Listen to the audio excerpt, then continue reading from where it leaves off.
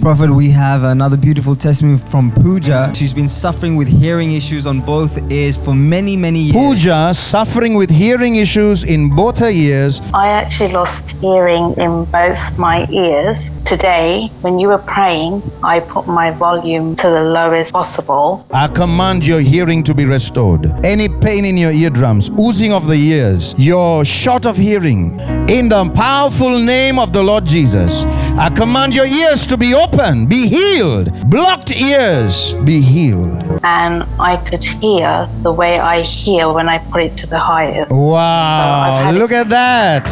Praise be to God. This healing of your hearing is just the beginning. You are in fact going to hear the voice of God in your spirit. Listen to me, child. The Lord wants to use your voice as an angel's voice. So start to sing. Get used to a microphone because you're coming to a place where your singing will be heard. Glory to God. Praise be to God. Prophet Jerome, more than just words. If you were blessed by watching these videos, don't forget to click on the subscribe button.